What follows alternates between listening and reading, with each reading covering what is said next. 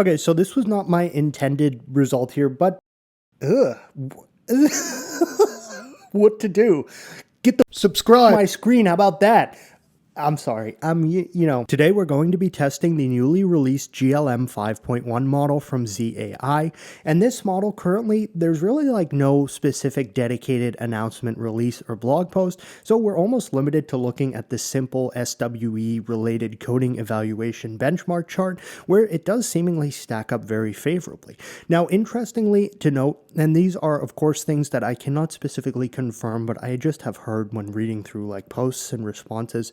Supposedly, this will be more generally available in the next week or so. Currently, this is only available to coding plan users, and I was not one of them. I did actually just go and subscribe to the most expensive tier here, at least for 1 month, so I just did it monthly, which is, it's decently expensive, I would say, because I figure that will give me fastest and like no hassle use to actually be able to test this model on camera. And I did pay for that myself. There's no sponsor or anything like that, so I want to just kind of disclose that. But interestingly to see here, we of course have the benchmark against Opus 4.6, which is kind of like the golden thing to benchmark against. However, something I tend to lend more importance to is seeing the benchmark of this versus GLM-5. This, is it to be taken at face value, seemingly represents a rather significant increase in the actual capability of this model compared to GLM-5, which in and of itself was very, very well regarded.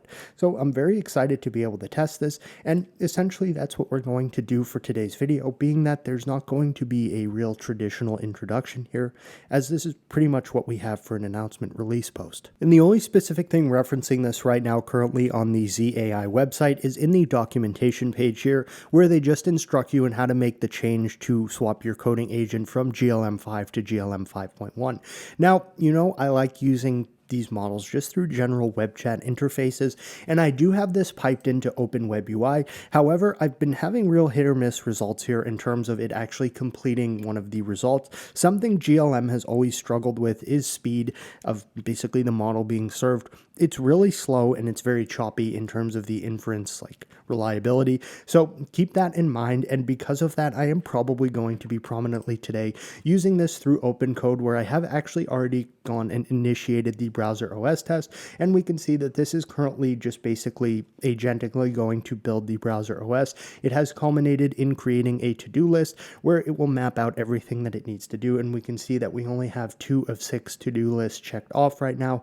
And again, this model is pretty darn slow, and part of the reason I opted to just go for the expensivest plan here when I subscribed is I do believe they mentioned, I don't think they said faster, but just like more reliable access to this model even at peak time, so we'll see. And while there is currently no information specific to 5.1 in terms of its architecture or size, I would go out on a limb and guess it's probably similar or based on 5, which was a total parameter size of, as we see right here, 744 billion parameters with 40 billion active. So this is a mixture of experts model. And again, this is just a reference of GLM5, which I would imagine this is probably similar to or the same as in terms of the raw parameter count, architecture, and active parameter. And sadly here in OpenCode, we're just getting a repeated, the service may be temporarily overloaded, trying again. I did see that pop up, and oh wow. It does seem like it actually spit out an entire script here though. So very interesting, where keep in mind I'm running these simultaneously because, to be blunt, this service is unreliable and choppy in terms of the inference speed, and that is somewhat frustrating, but as they grow and kind of get better, things like that will probably be worked out. So that is a point in time. I'm not going to really harp on that, but for $80 a month, that is a fairly significant amount of money. Okay, so this was not my intended result here, but what to do? Get the subscribe my screen. How about that? I'm sorry. Yeah. As I was going to say before this gumdrop looking weirdo appeared on my screen, I had unintentionally basically received 2 browser OS results from GLM 5.1 here, and being that, gives us more to look at, I say let's just take a peek at both. So the first one I have open here right now in Google Chrome was created with this model through OpenCode. The Same exact prompt was given to the model, whether it be through OpenWebUI or OpenCode. So for now, we'll quickly just look through our OpenCode result right here, though I am quite eager to look at that weird orange, disgusting gumdrop looking companion that is in the OpenWebUI result. First and foremost, and I'll make this a little quicker than normal, being that we have twice the amount to go through, there is no right click, which is a little frustrating, though we do have the correct date and time in the bottom right. If we click on our start menu, which interestingly, and I'm going to nitpick right now because for some reason I'm seemingly triggered by this, it seems like the top hamburger stack right here is spaced higher than the other two are. Feel free to correct me if I'm wrong there. Okay, we have an app search thing. Calc. Good, and the app search does work. We have a calculator. Aesthetically, that is very, very clean and neat. And we can resize, but something I'm going to say, the resizing ability right here is very well done. Everything is pretty much snapped to the same location where if we resize this, the UI or layout does not get wonky. I like that.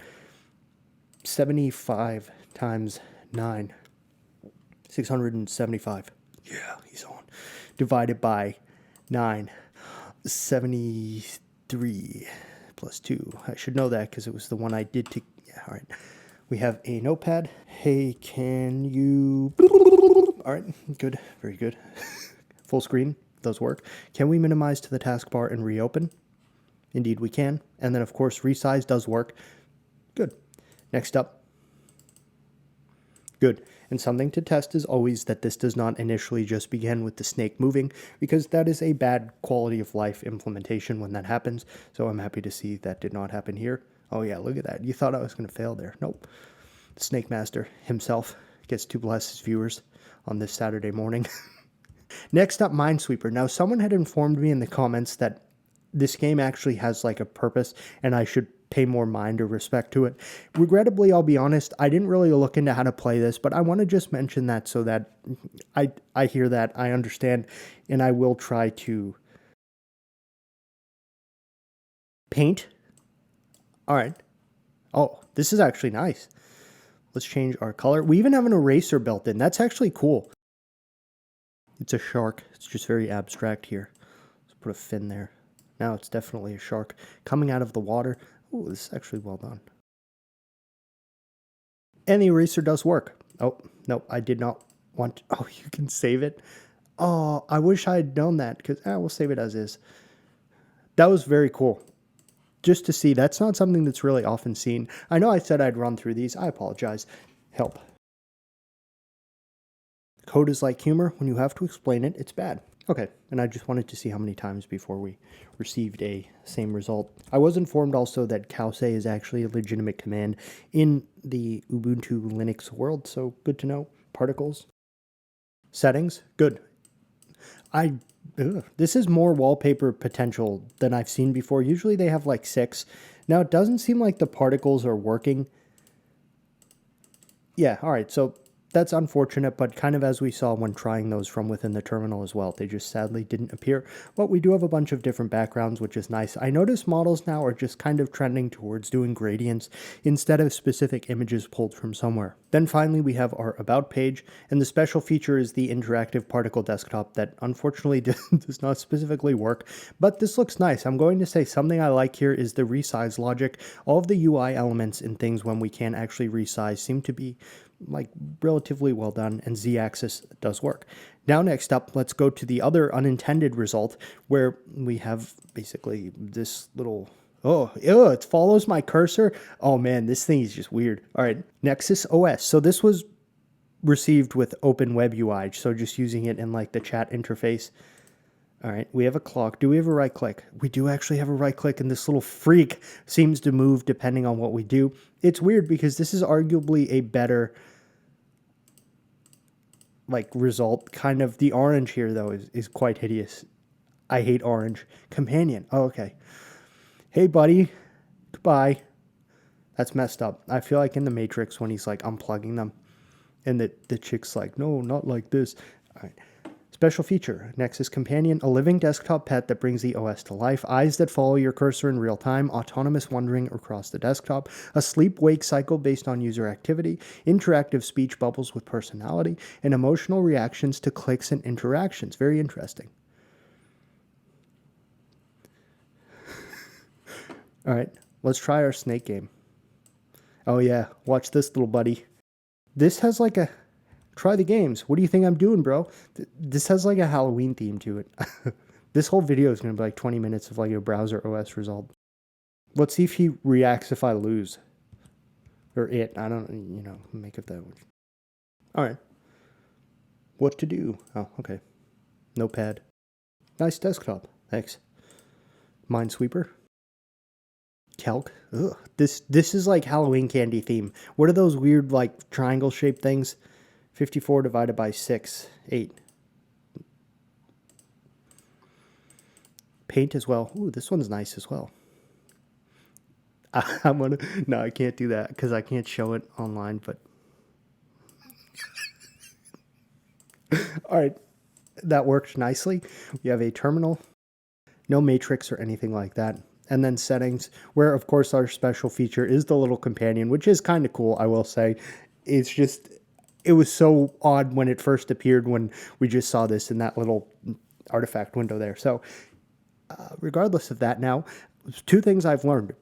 One thing I've learned 2 times is what I meant to say. The model seems like it freezes up when it's generating. It's just really that it's not streaming like line by line. It's still actually generating the results in the background. So that's something I need to keep in mind for the additional tests, where that's exactly what happened here. Is it looked like it had frozen up, but it was actually still, that's pretty cool, generating the code. So I will operate under the assumption that that will also occur next time. And let's try another one. So I'd run 2 tests simultaneously. The first was a subway station scene, static but beautiful in Three.js, and I ran that through OpenWebUI. We can see it partially did create something that looks like it potentially may be rather impressive. The downside is, yeah, so... At the same time, I ran the Flight Combat Simulator game test just through OpenCode. I'm going to test that first, and then once we test that, I will have this model just through OpenCode actually go and look through and identify the issue here, and then fix the subway scene script as well. I'm going to close that for now, 2:47 a.m. Nice, because it's just making the fans go wild on the system, and we can now test our Flight Combat Simulator result, which was created through OpenCode in this plain game folder. All right, Sky Striker, F-22 Raptor, P-51 Mustang, or a B-3 Wraith. Let's take a peek. Good. Very good. Okay, something I don't like is the crosshairs kind of blocking my view of the plane model, but I'm going to say the plane model, this has a very unique style to it where it's like very old school. We have a mini map in the top, and I don't actually think that's denoted as required when given the prompt. Now, something I'm noticing here that is a bit of an issue is there doesn't seem to be any enemies that are visible at all. But the flight logic is kind of cool. Like the sensation of speed. Oh, okay. So that's a, kind of, normally we like to see the plane actually crash. Oh, afterburner's on. Okay. And it does have smoke and particle effects for the afterburner, which is cool.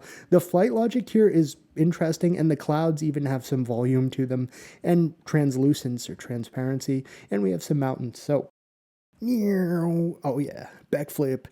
Very cool. Okay, let's refresh this and at least try a different plane because it doesn't really seem like the enemies are... Okay, good. The propeller plane model looks very nice, and as we just saw, or as we may have not seen, so I will just demonstrate that once more, it starts with enemies near us and visible, but the problem seems to be that they fly away from us off the map, and then they go so far. It's almost like the logic for the enemies to come attack us is inverted, so they just fly away. Something that definitely could lend itself to justification of a follow-up test here, especially, in wanting to do more like agentic coding tests. So that is what I'm going to do actually, because I think that we can get some significant improvement to some aspects of this game.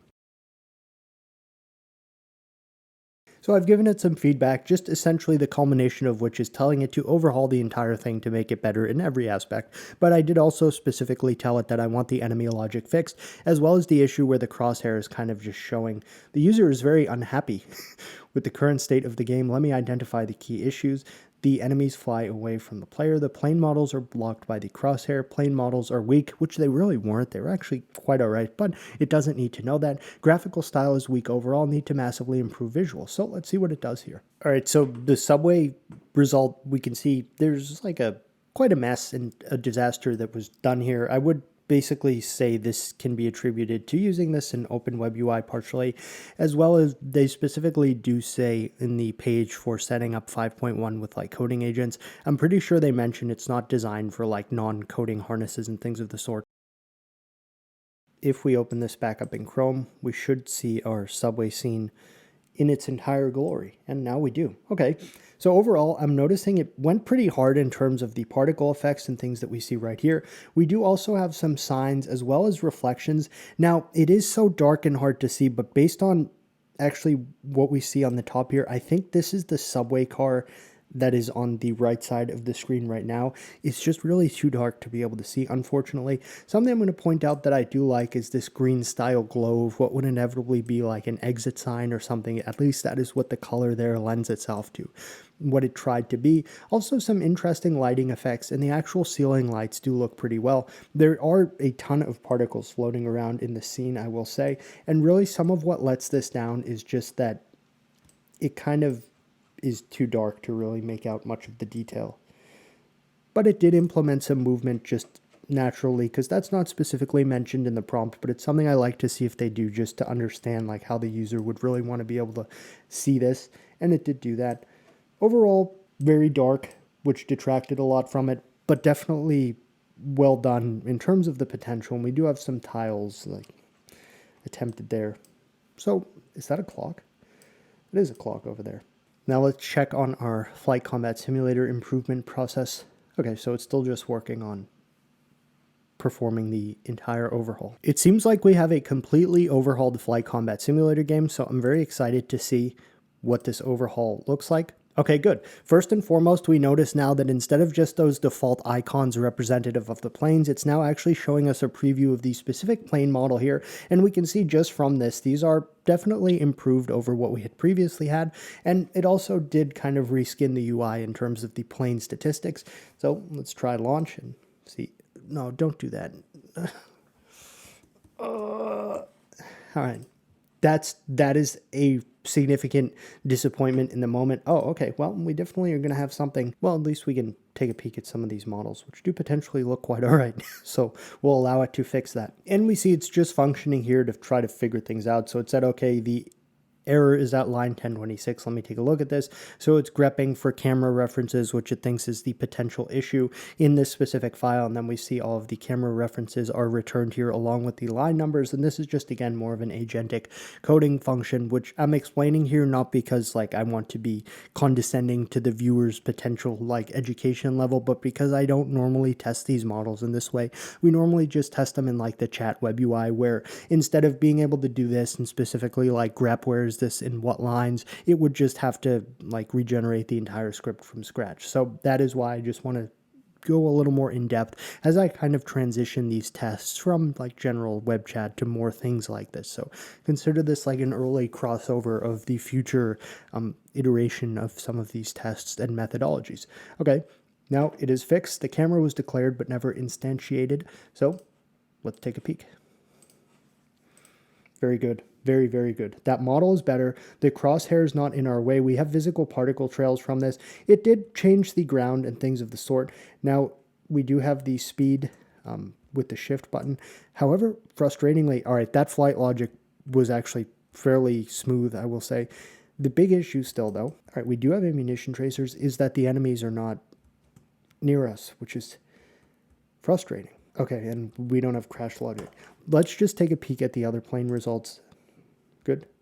Propeller plane looks good. That was cool, the way the camera flips when you flip over. I am happy with the flight logic here. And then finally we have our B-3 Wraith stealth bomber. Oh yeah, look at that. That's cool. Sadly though, the visual particle smoke effects when we actually hit the boost button, which is the shift key, are no longer present here. So that's a little disappointing, but we do have consistent smoke trails out of the exhaust there. That is that is cool. No, it was just some weird artifacting. All right, I think this is going to get one more final kind of ask. So the final ask I'm going to give this is to make the enemies actually engage us, make the boost effects more prominent, or basically the effects we see coming out of the plane's engines when we're going fast, as well as enhance the ammunition tracer effects. All right, and we have our final fix attempt here, or I shouldn't say fix, our final improvement attempt here. First and foremost, we need to see, okay, good, there are more particle effects for both the ammunition tracers as well as when we actually hit boost. Now, sadly, the thing I'm noticing still is that the enemy logic is not functioning to actually have them come and engage us. It doesn't seem like it's going to be able to knock that one out, as this is the third attempt now, and it still has not sadly allowed that to happen, but the particle effects and things are significantly better. There's an enemy, so the problem is they're just flying away from us. All right, well, still not bad at all. I do like the flight logic and the actual effects here and the graphics, even from the first iteration. So I've also given this a 3D printer simulation test just here through OpenWebUI, and it's now finished, and we'll take a peek and see how it did. So here's our 3D printer simulation that was created through OpenWebUI. At first, it was very dark and hard to see. I know that appears darker to me here looking at this cheapo laptop screen, but this actually seems to be a fairly well done result, at least first from what I'm seeing here. Although I suppose we should check functionality prior to this. This is very well done. I'm very pleased with this now as what I'm seeing. This is almost a very GPT style take on this, where GPT always prominently shows us, one, the infill, and two, the layer lines just like this. This is actually impressive. I'm impressed with this, which is probably what I said. Now, something that they never normally do, because I just tell them to print a square, I don't normally see the top actually get closed following this being printed, so I'll be interested to see. Let's speed up the print speed so we can just kind of fast forward to the end here. No, okay, so it didn't close the top, but generally that never really happens. And something else cool to note is I do believe this gantry here actually did show, like, it went up as the height of this printed item went up as well. Kind of cool. Let's try a circle. Ooh, look at that infill. Oh, okay, I have the speed set very fast, and we also do have some nice like lighting effect or something of the sort showing us where the nozzle specifically is. This infill it's wonky, but it's cool. I mean, look at the way the layer's going. And the nozzle logic works well in terms of being in the proper spot. Yeah, and that gantry is going up as this prints. This is a decent result. This really is. And we have some statistics here in terms of our printer speed, nozzle temperature, how many layers we add. We can also adjust the layer height, so that could be interesting. So let's slow this back down. Let's make a very, oh, okay. So that layer height is just supposedly going to be twice as high. Interesting. So it did make a change here because the gap between layers is prominent now, but the problem is it didn't necessarily make the layers themselves larger. It just made the gap larger. So kind of, but not quite.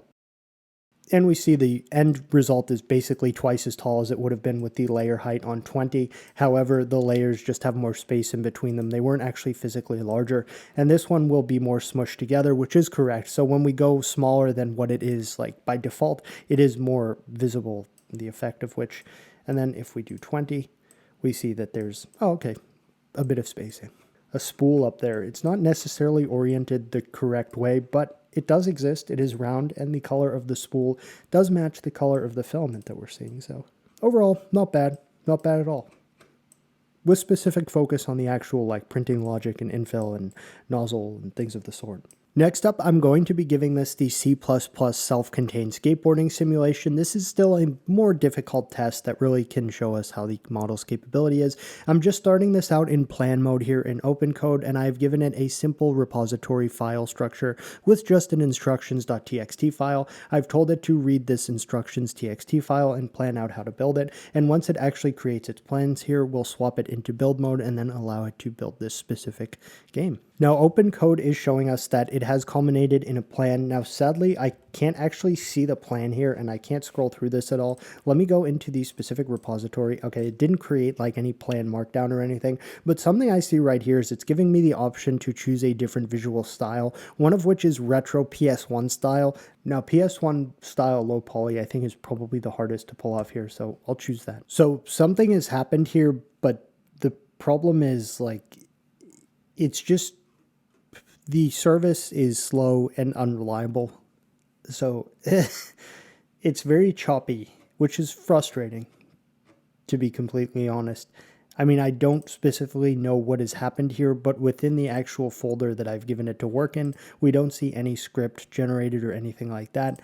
So, like, and it stopped here. So, and that's one of the issues I see with this. Like with the coding plans, it's great to have significantly more usage allocated to it comparatively to something like when Anthropic is lowering their usage limits.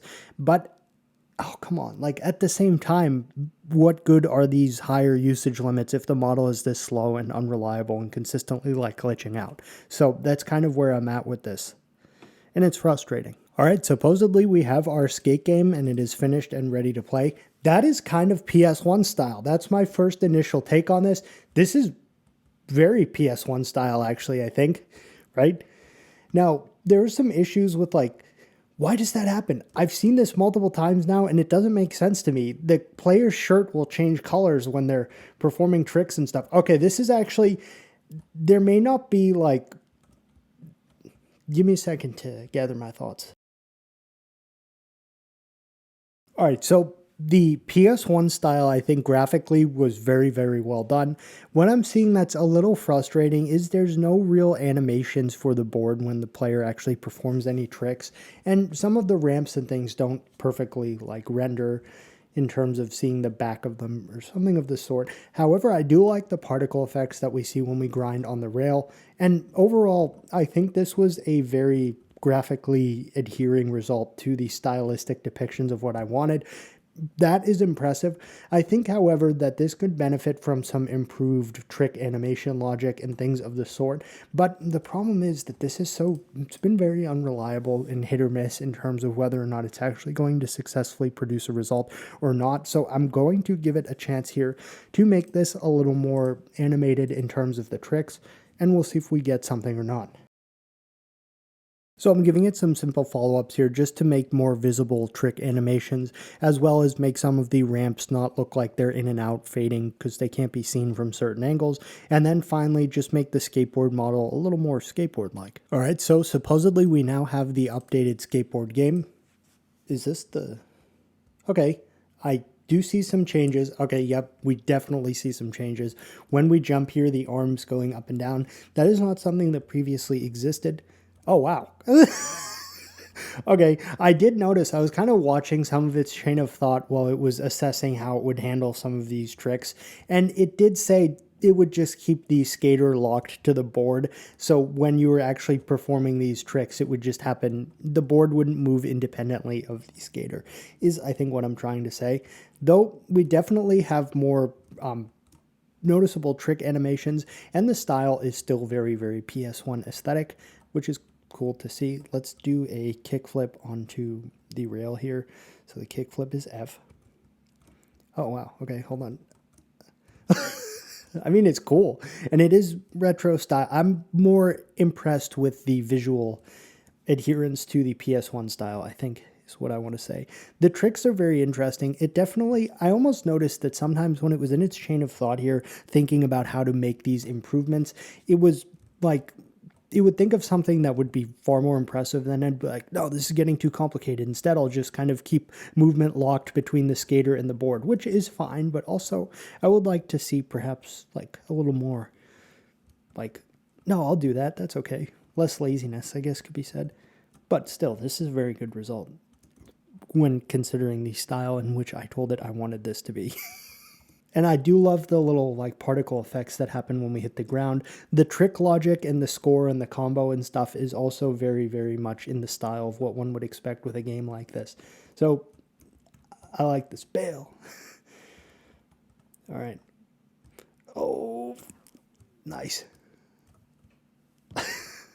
Good. Very good. So for a results overview, of course, we did get 2 specific browser OS tests, both of which were quite good. This little interesting desktop companion was something I've never before seen. I kind of like it. It's funny. It was just very, very odd when I first saw it, as I did not at all expect to receive that. Our plane game took a few tries, and we had about 3 improvements here, all of which performed very iterative improvements. So we went from a pretty basic looking game, which still for a first result was pretty good anyway, to significantly increased plane models, significantly increased graphics. The actual effects for both the ammunition tracers as well as like the boost when hitting the shift key were very, very, very good. So I like that. Sadly, after 3 tries, the enemy logic was just not able to really function in a way that they would come near to us and actually have some form of combat. So that was something that just consistently didn't work. But the improvements overall to the plane models, the graphics, and then the effects were very, very good, and I was quite pleased with those specifically. And this was just a fun, well done game. I liked the flight logic as well. I mean, that's pretty cool. We also had our subway station result, and this was good. It was pretty dark and hard to see, but the actual particles floating, the lighting, and then the way that it automatically knew to implement the ability to move around with the mouse was pretty cool. Though I would have just liked to have seen perhaps some more lighting so we could see a bit more detail. But I like the scene, and it's pretty heavy to load on the system though. Like the computer fans are ramping up now, but that was cool. Alongside this, we also did have this 3D printer simulation, which was good.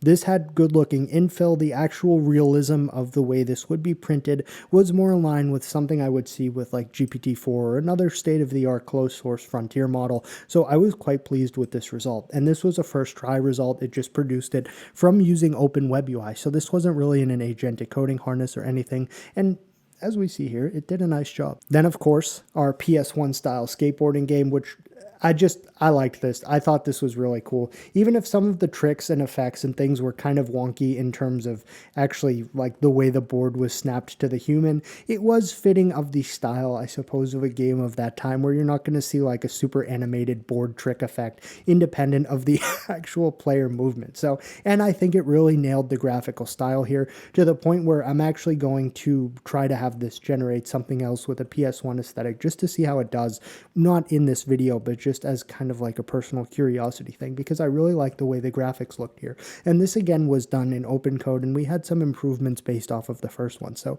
this was our improved result following the first one. Then finally, sadly, I wanted to try a drum kit simulator with an automatically playing drum as well. And the fact is, this is still showing me no progress from even finishing its train of thought.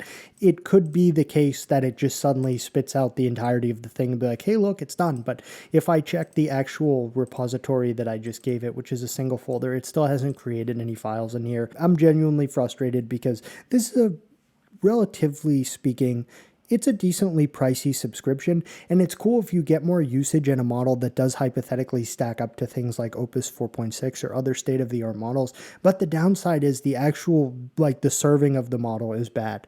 It's very, very intermittent in terms of the performance you're going to get, and it's just slow. So that's kind of what it is, I suppose, could be said. And this is just, I'm going to have to call it here regrettably because I really want to see this, but it's taken far too long. So that's going to conclude our first look and test of GLM 5.1. I would say overall, this is a very promising model when it does hopefully get released open source, and then you can use it from a different provider who's hosting it on GPUs that can actually serve it at speed to a larger available audience.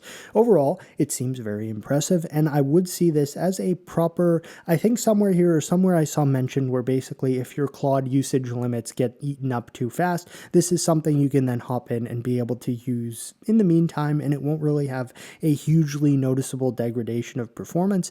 Take that just as something I read. I'm not specifically stating that I believe that to be the case, but from what we saw in the limited amount of testing we could do in the allotted time for this, it does seem to perform pretty well. I'm just overall left with a bad taste in my mouth because of how intermittent the performance of the model being served is. And I do see if you sort here by like newest, a lot of people are just posting like API errors and things that they're getting. And specifically, I did just make sure to subscribe to the most expensive one here for the $80 a month in the hope that this would allow me to kind of be able to bypass some of those speed issues, but guaranteed peak hour performance. And it's just the performance is not necessarily there. So with that, that is going to conclude our first look and test of GLM 5.1. I will be eagerly awaiting to see if this does get released or even if it becomes available on just the chat.cai web interface so you don't have to use it strictly through a coding plan with an API. But I wanted to get to testing this, and overall, promising, but I wouldn't give a definitive result or feedback here at this point in time because of the usability concerns that I'm seeing here. So with that, it's going to wrap it up. If you have any questions, please feel free to leave them in the comments, and thanks for watching.